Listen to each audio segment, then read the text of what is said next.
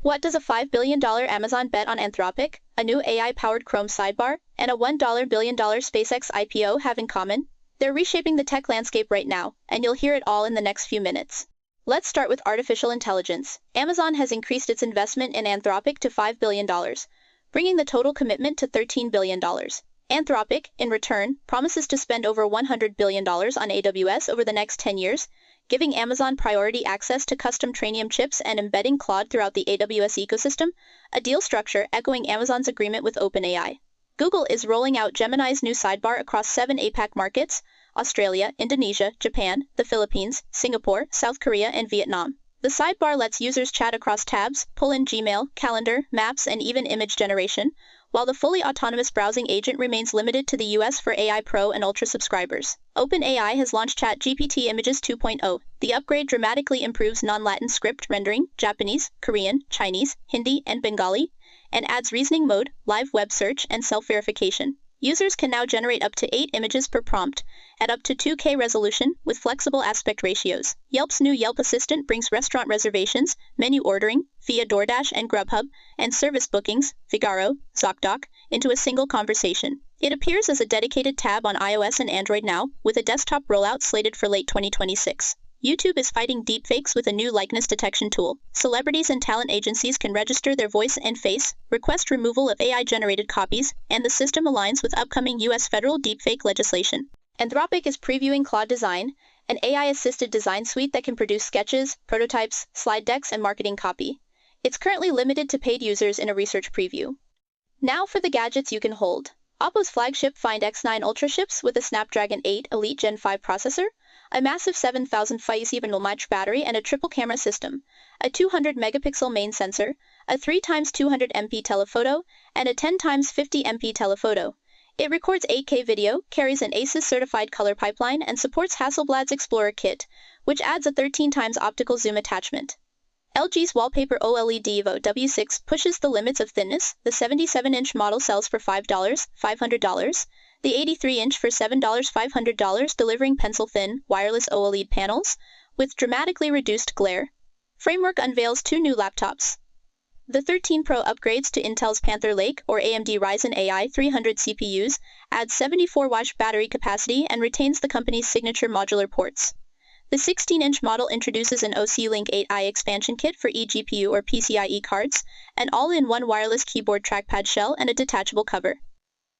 Audio lovers can look at the Sennheiser HD 480 Pro headphones, now priced at $479. They feature a redesigned headband for glasses wearers, a vibration-dampened bass driver, and a detachable cable for studio-grade isolation. DJI's rumored Ledo 1 and Ledo X1 drones aim at the entry-level market. Ledo 1 is priced around $400, weighs under 229 grams, shoots 48MP stills and 4K video. The X1, at roughly $500, adds a larger sensor, LiDAR obstacle avoidance, and a 21-kilometer range. Samsung and IKEA have tightened their smart home integration. Through the Smart Things Matter bridge, IKEA devices now enjoy more stable connections and can run complex automations on Samsung's platform. Finally, NASA is upgrading the International Space Station's laptops. Expedition 74 will use a custom HP ZBook Fury G9 equipped with an Intel Core Ultra 9 CPU, NVIDIA RTX Pro Blackwell GPU, 128GB of RAM, and a DC-compatible power system for the station's unique electrical environment.